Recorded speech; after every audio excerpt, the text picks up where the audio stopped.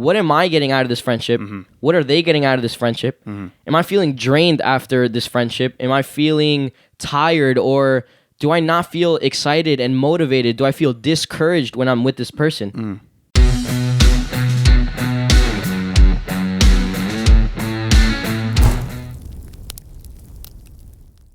What's up, guys? Welcome back to the In the Fire podcast, episode 22. Welcome back. We appreciate you guys. Thank you guys for tuning in, whether you're listening on Spotify, iTunes, watching us on YouTube. We appreciate you. We love you.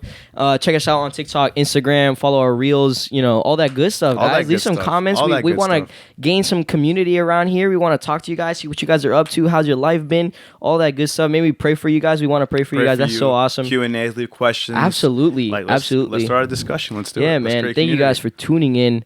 Today is a good topic. We've mentioned it in the previous episodes before. We have, definitely.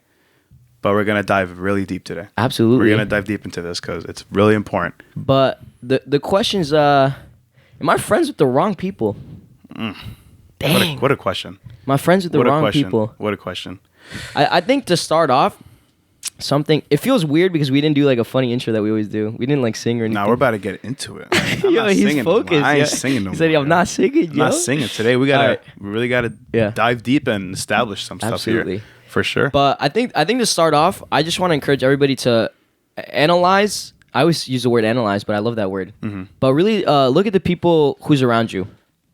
And I'm not just talking about your close friends. I'm talking about the people you hang out with, the people you see a lot, and the people that you spend hours texting in your bed while you're at 12, it's 12 in the morning. You know what I'm talking about? Yes. Those friends that you spend talking for hours. But close friends.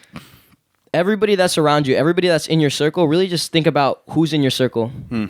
And just take in what we say, and then, let's talk about it. Definitely. We're going to be talking about the importance of choosing your friends. Yeah.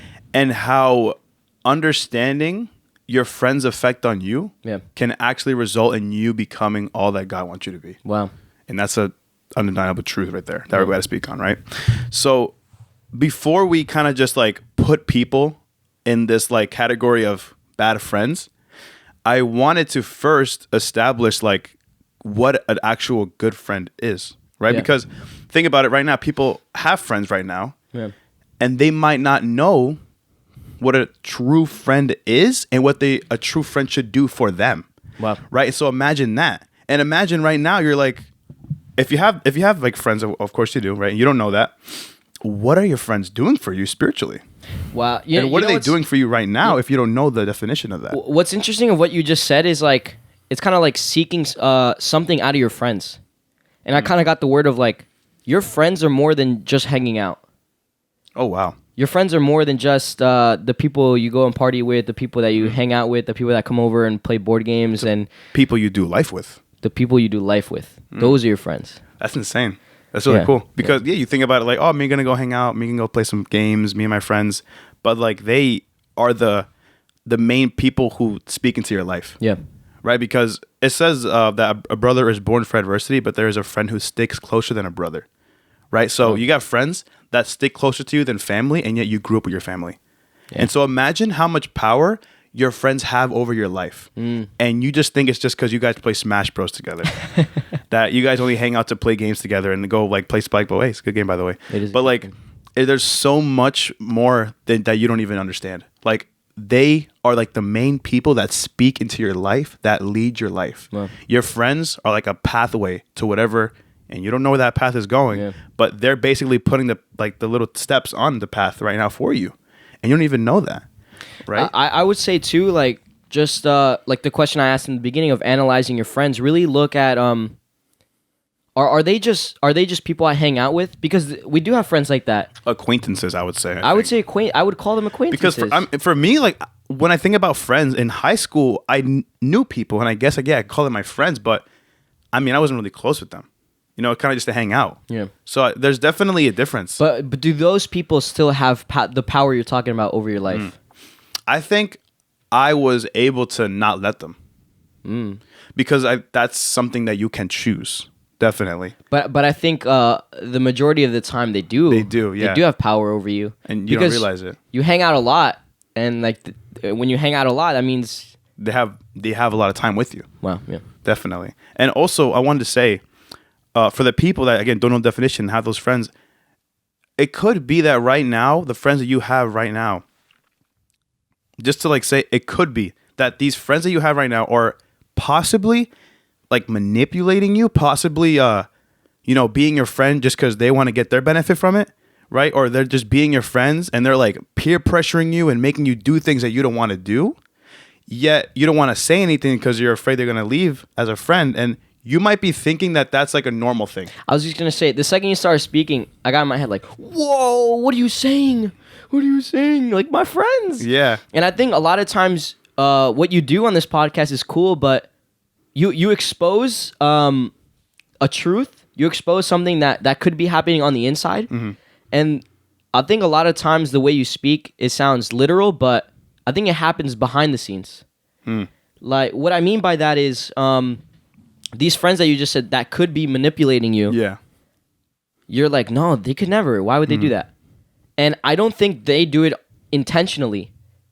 I don't think they go, I'm going to manipulate Lewis and I'm going to... No, like, I think subconsciously their pride, whatever it is, all these things that we've talked about in other episodes, they kind of interfere and they automatically do stuff for their own benefit that end up hurting you, but they don't do it on purpose. Yeah, it's like because so the things that you're saying are things that people should really, like I said, analyze your friendships. Yes. Like, what am I getting out of this friendship? Mm-hmm. What are they getting out of this friendship? Mm-hmm. Am I feeling drained after this friendship? Am I feeling tired, or do I not feel excited and motivated? Do I feel discouraged when I'm with this person?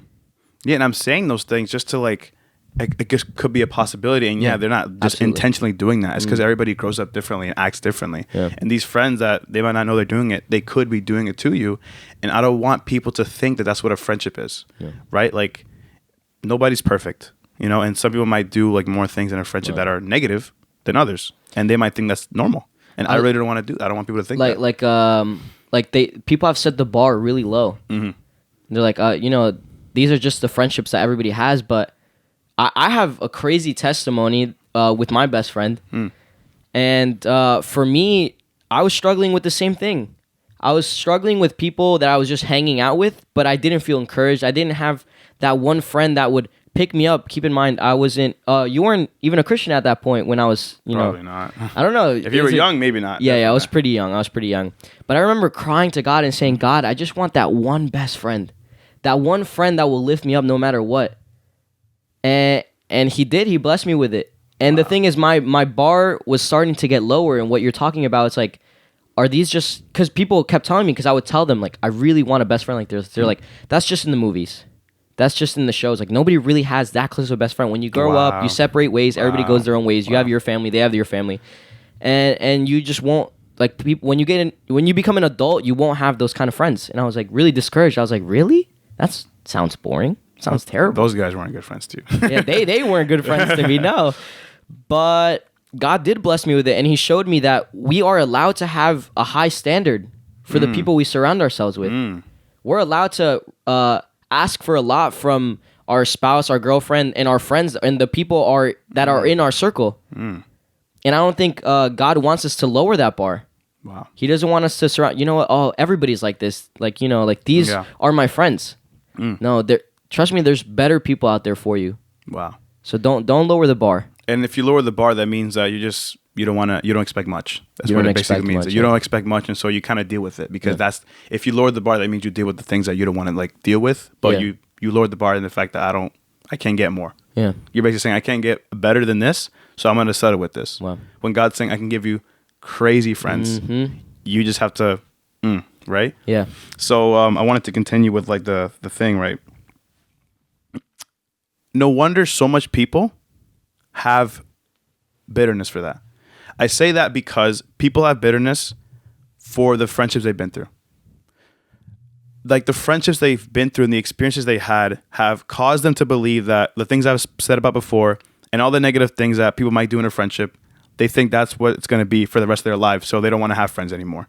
Oh. Right? They just say, I don't want to have no more friends. I've been there, done that. All the friends I've had has done me wrong.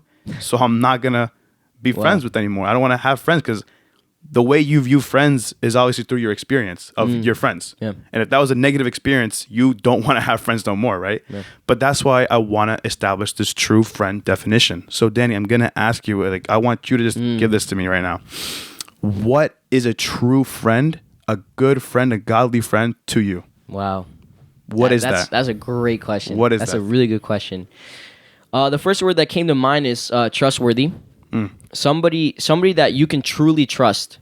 Somebody that I remember I had a friend that I thought was a friend, and I heard some rumors about them, like, oh, they're doing this, and I was like, they would never, and I really backed it. Then I found out that they did. Oh wow. And I was really heartbroken, and it kind of broke my trust without them even saying anything to me. They didn't say anything. They didn't do anything to me. It was just like a trust that I really thought this person was like this, and they turned out not to be. So somebody trustworthy, somebody that you definitely. really know their character.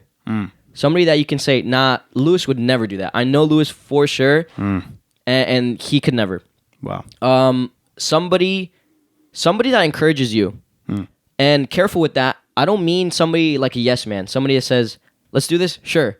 I want to do this? Sure. Somebody that is truthful. Somebody that says, Danny, I don't think that's a great idea. Let's not do that. Right? That's important. That's really important. very Somebody important. somebody that really keeps you on track. That is really important, because a lot of times we can go off track, Definitely. but we need somebody to help us stay on that track. No, definitely. For sure. Another one would be somebody. I totally forgot what I was gonna say. What were you? I gonna mean, you're listing out amazing I know qualities of friends. I had one come into mind when I was talking about the keeping on track. Yeah. Somebody that encourages you, right? Everybody has those dreams. Everybody wants to do something. I remember my best friend, I told him, hey, I want to start a podcast. Yeah. Something that I will never forget for the rest of my life, and I hope I never forget. His prized possession is his camera. He loved it. He loves photography. He loved doing all this stuff. And he said, take it. He said, take my camera. You could record the podcast with that. Can you believe that? That's amazing. I felt so loved in that moment. Wow. I was like, wow, his prized possession, he gave it up to me so that I can chase my dreams in that moment. What a comforting thing. Yeah. Somebody that encourages you, somebody that builds you up. You don't want to feel drained after you're done hanging out with them. That's terrible. If after hanging out you feel like discouraged, drained, tired, no. You want to feel motivated. You want to feel excited for what's coming next. You want to love to hang out with them. That's so I feel like same thing with my best friend.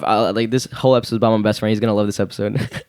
But I love I don't think there's a single time that I would say no to hanging out with him. I love it because every time I'm with him, I feel like everything else in the world kind of disappears, and I'm just having a good time. You love and this I'm guy, enjoying it. Yeah, I do love this guy. I love this guy. Shout out to my boy. That's awesome. But yeah, you should find friends like that. Godly friends are also people that have a lot of wisdom.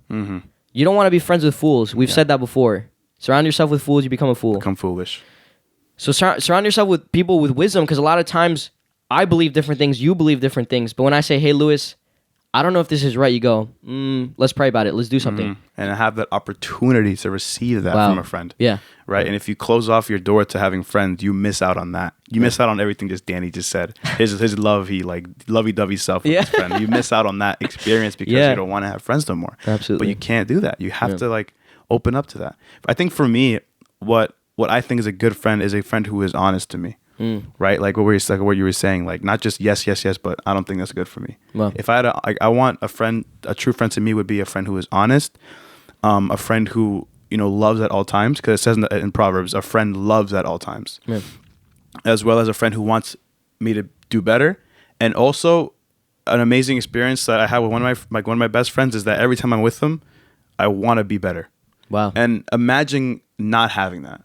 I imagine if I didn't just hang out with him and feel this way, what would I be doing right now? Yeah. But the fact that I hung out with him, I wanted to do better. He challenges me, and not even just challenging me just directly, but just by being in his presence. Yeah. I feel like I want to do better. Because you see him striving, you see him trying to be better, and if you see him doing that, automatically that transforms to you.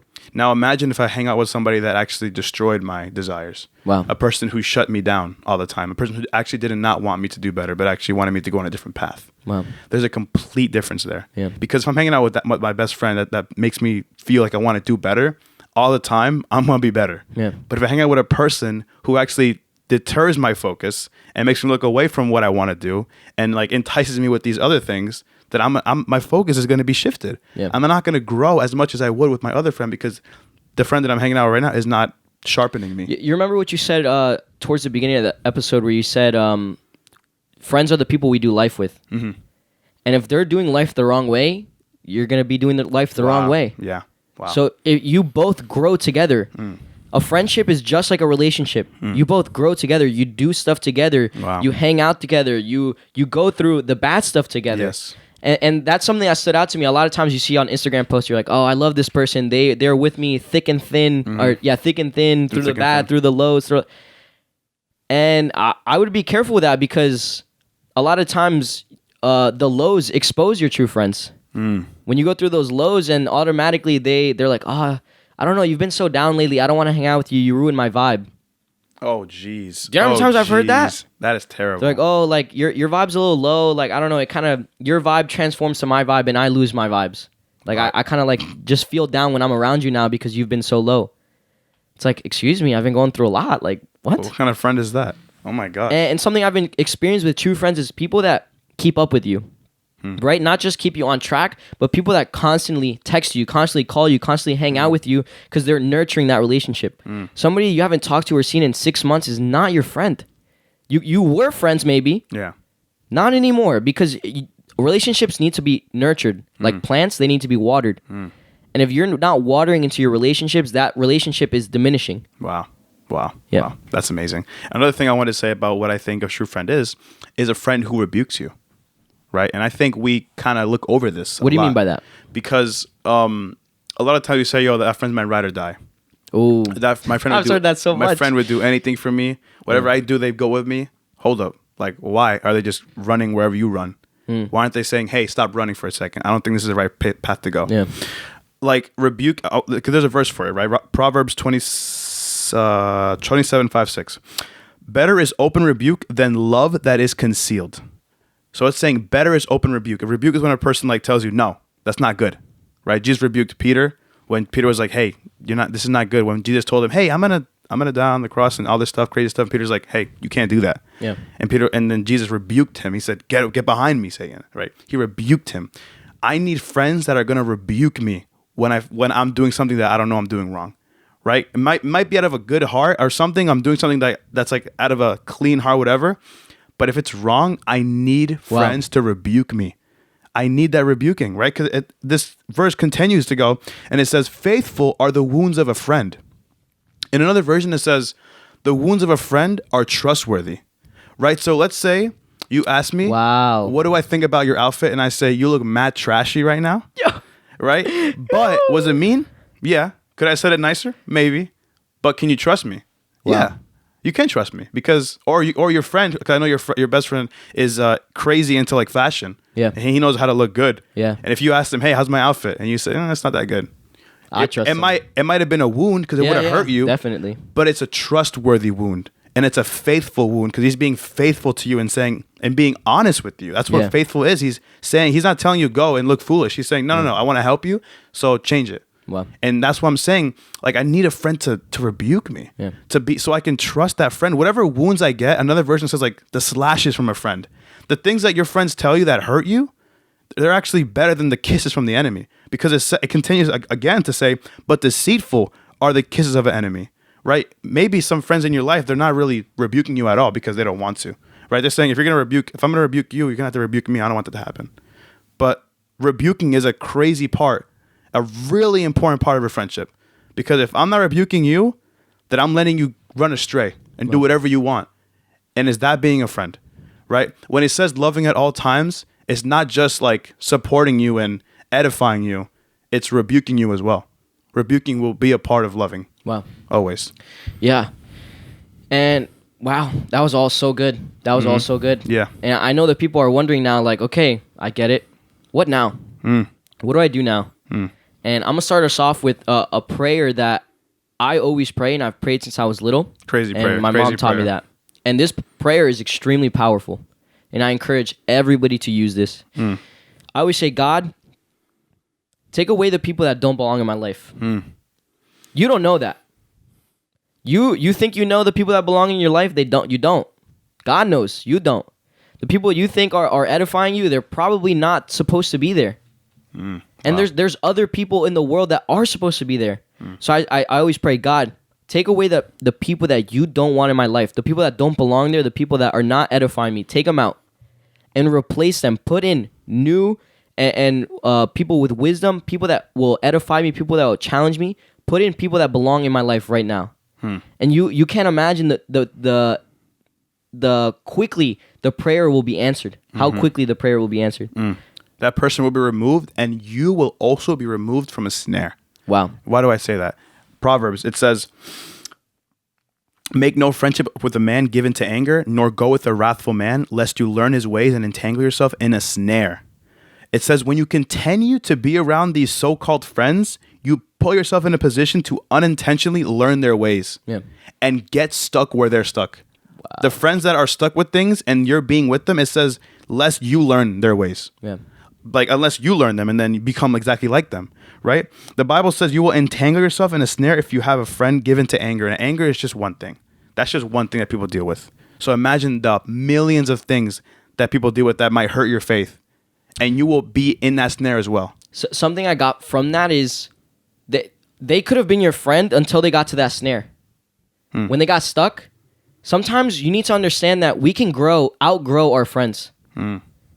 Just because God takes them away from your life doesn't mean they weren't good friends throughout that whole time. That's not what that means. And sometimes we're called to even help them, right? It says, I think there's a verse where it says, when a brother's falling, go and help them up, but make sure you do not fall into the same thing they're falling into. So I encourage you guys, like we've talked about it in the forgiveness episode. You guys could check that out. Yeah. But it's okay. We're called to forgive, but we are not called to reconcile. You should when you can, but when it's time to let go and separate, do it. Yes. When God calls you to move on from that person, do it. Don't stay stuck where they are at, because God wants to move you into a different season. You've been through that season with them. They were your friends in that season, and God says, all right, now I need you to another season where they're not supposed to be there. I want them in another season. But you're over here like, no, they're my friends. I have to stay with them. But God says, it's time to move on. It's time to move on. Because I've got way better for you. I've got way better for you. That's a trust thing. If you guys, like, when God's ever calling you to do something that you do not want to do, it produces and calls for faith.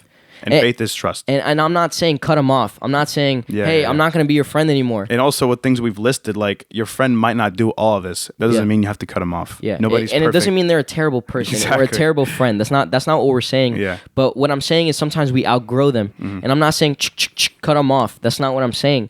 What I'm saying is lovely distance yourself. With love, distance yourself. That's so good. Separate yourself. Maybe hang out with them a little less, because it's time to work on yourself.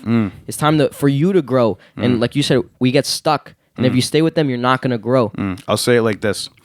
If your friend is hurting you, discouraging you, pressuring you to do things or be someone you don't want to be, bringing out a side of you that you're trying to overcome, making you indulge in sin, not sharpening you, but instead dulling you, it's time to distance yourself. In a loving way. And I know for me, I did that too. I remember praying that prayer. God moved me into another season, separated myself from these friends. And to me, it was hard, because they were my friends for a long time, and it was hard to let go. But I did. I moved on. And now I'm friends with them again. Because God said, okay, moved you to this season. You grew, you matured, and you're ready to go back to these friends. And now I minister to them. Wow. Now I say, I talk about God, I do this. If I would have stayed with them in that season where I wanted to stay and it wasn't God's will, I would have been stuck there. And I wouldn't have grown and I wouldn't have matured like He wanted me to. Wow. So sometimes we are called to separate ourselves from them. Who knows? Maybe you can come back to them later when you've matured and when you're ready. Or maybe not. It's all God's will. It's all in God's will, for sure. And something I also wanted to say. We've talked about make sure you have friends, right? We've talked about how important community is. Yes, unity is very important. Unity is extremely important. You need to surround yourself around people.